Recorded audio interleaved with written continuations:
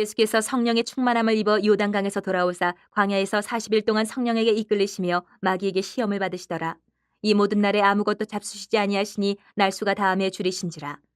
마귀가 이르되 내가 만일 하나님의 아들이여든 이 돌들에게 명하여 떡이 되게 하라. 예수께서 대답하시되 기록된 바 사람이 떡으로만 살 것이 아니라 하였느니라. 마귀가 또 예수를 이끌고 올라가서 순식간에 천하만국을 보이며 이르되 이 모든 권위와 그 영광을 내가 내게 주리라. 이것은 내게 넘겨준 것이므로 내가 원하는 자에게 주노라. 그러므로 내가 만일 내게 절하면 다 내 것이 되리라. 예수께서 대답하여 이르시되 기록된 바 주 너희 하나님께 경배하고 다만 그를 섬기라 하였느니라.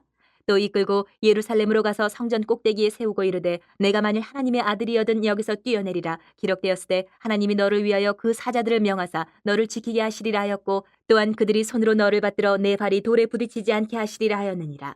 예수께서 대답하여 이르시되 주 너희 하나님을 시험하지 말라 하였느니라. 마귀가 모든 시험을 다한 후에 얼마 동안 떠나니라. 예수님께서 요단강에서 이제 세례 요한을 통해서 세례를 받으시고 또 그 세례 받고 나오실 때 하늘 문이 열리고 성령이 비둘기같이 같이 예수님께 기름 부으심을 받았습니다. 하나님의 음성을 듣고 하나님의 아들이 됨을 확증을 받았어요. 이는 내 사랑하는 아들이다. 이렇게 하나님이 확증을 하셨어요. 그리고 나서 성령의 인도하심을 받아서 광야로 들어가서 40일 동안 금식하시면서 공생애를 준비를 하십니다. 그리고 줄인 상태에서 오늘 본문 사탄의 시험을 받습니다. 3가지 시험을. 그런데 이 시험의 핵심을 보면 예수님이 하나님의 아들이심을 깨트리려고 하는 게 마귀의 작전이에요. 앞에 요단강에서 세례를 받고 나오실 때 성령이 비둘기같이 임하시고 하늘에서는 음성이 들려서 내 사랑하는 아들이다. 사람들 앞에서. 그런데 사탄은 그거를 깨트리고 싶어서 이 시험을 한 거예요.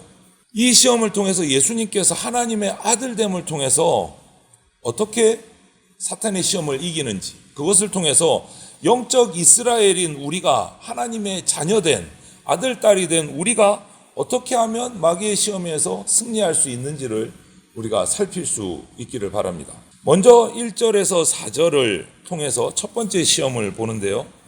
하나님의 아들이라고 불림을 받았던 그 당시 하나님의 택한 백성인 이스라엘은 사실 역사 속에서 보면 하나님 아버지를 섬기기 위해서 택함받고 또 출애굽의 구원을 받았지만 광야를 거쳐오면서 그런 하나님의 약속에 대해서 믿지 못하고 광야에서 수차례 시험에서 다 실패를 했습니다. 원망하고 낙심하고.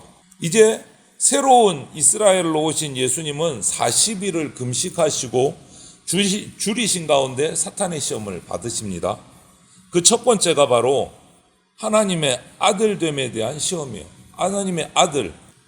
이미 확증받은 예수 그리스도 하나님의 아들에 대한 도전으로 오늘 뭐라고 합니까? 돌들에게 명하여 떡이 되게 하라. 이 시험은 의미가 이렇습니다. 하나님의 아들의 확증을 받은 예수님이 하나님과 따로 독립이 돼서 정말 긴박한 40일을 줄였습니다. 그런데 돌들로 떡이 되게 해서 먹으라. 이 말은 너 하나님하고 관련 없이 능력 있잖아. 너의 능력으로 한번 돌을 떡으로 만들어봐. 치명적인 유혹인 거예요. 치명적인 유혹. 모든 필요를 공급해 주시는 아버지 되신 하나님의 그 신실한 약속을 불신하게 만드는 거예요. 하나님이 아니고 네가 떡을 만들어봐. 하나님의 공급하심을 받는 게 아니고 진정한 하나님의 아들됨의 핵심을 뿌리부터 무너뜨리려는 사탄의 계략인 거예요. 하지만 예수님께서는 성령의 충만함을 입으셨기 때문에 이런 간교한 마귀의 시험을 이겨내십니다. 그러니 우리도 끊임없이 다가오는 이 마귀의 계략에 넘어가지 않고 우리에게 주어진 사명을 다 감당하려면 성령 충만이 필요해요. 그것으로 이겨내십니다. 이제 5절에서 8절로 가면 두 번째 시험을 또 합니다. 마귀가. 순식간에 천하만국을 다 보여주고 나서 6절, 7절을 보면 내가 너에게 주리라. 이것이 연속으로 3번이나 등장을 해요. 너에게 주겠다. 치명적인 유혹이에요. 예수님을 그것으로 시험하는 거예요. 절만하라. 내게 절만해라. 내가 이 천하만국의 모든 영광을 너에게 주겠다. 그것도 3번이나. 실제로 이 공중의 권세 잡은 사탄은요, 이 세상의 임금들과 비길 수 없을 정도의 세상에 대한 막강한 영향력을 가진 존재입니다. 영적인 존재예요. 하지만 이 과장되고 거짓된 이 약속으로 하나님만 예배하는 예수 그리스도, 하나님의 아들이신 예수 그리스도를 자신을 예배하도록 만들려고 하는 의도가 두 번째 시험인 거예요.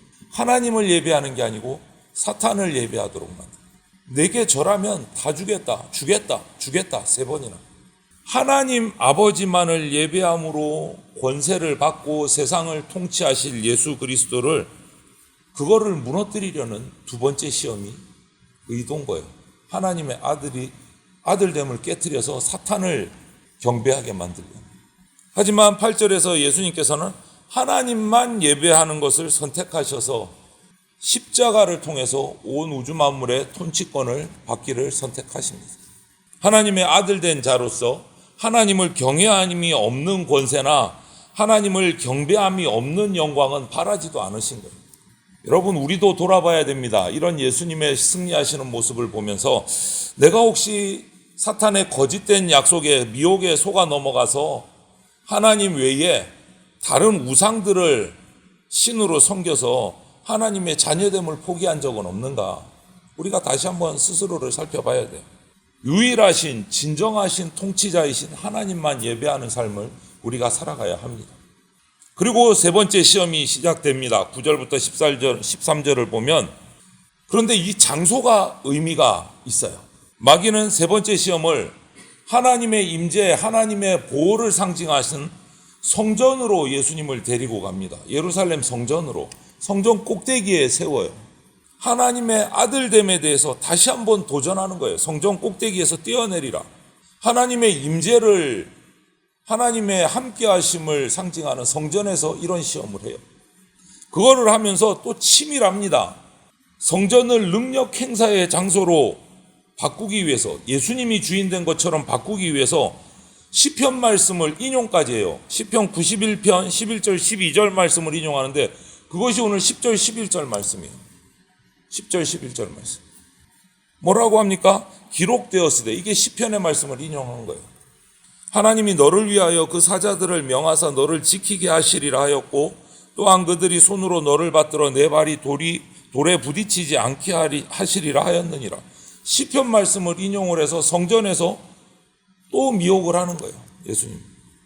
이것을 통해서 예수님의 초점이 아버지 하나님이 아니고 예수님 자신에게로 돌아가도록 뛰어내려서 주인공이 되도록 미혹하는 거예요.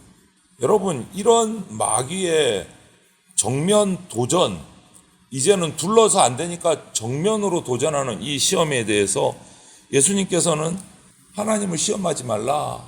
오히려 신명기 6장 16절의 말씀을 예수님도 인용하셔서, 구약의 말씀을 인용하셔서 하나님 아버지를 시험하지 말라. 이렇게 해서 말씀으로 자신이 하나님의 아들 되심을 선포하고 사탄의 시험을 물리치십니다. 승리하시는. 그리고 나서 드디어 갈릴리에서부터 시작해서 메시아 구세주로서의 공생의 사역을 시작을 하시게 됩니다. 여러분, 오늘 이 40일의 금식 후에 사탄의 3가지 시험을 이기시는 이 장면, 이 시험의 모습은요, 예수님의 광야 시험은 아담의 실패를 반전시켜서 우리 인류의 전체의 순종을 완성시키는 두 번째 아담의 의미를 가지고 있어요. 예수님의 이 모습. 첫 번째 아담은 사탄의 시험에 실패했지만 두 번째 아담은 사탄의 시험을 물리치고 승리하시고 구원을 다시 이루신 거예요. 하나님과 우리의 관계가 끊어졌었는데 그것을 다시 이으시는 장면이에요. 그림과 동시에 또 한 가지 의미는 이제부터 시작되는 구원사역, 공생의 사역이 순탄치 않겠구나. 이것을 우리가 깨닫게 돼요. 사탄의 시험을 보면서.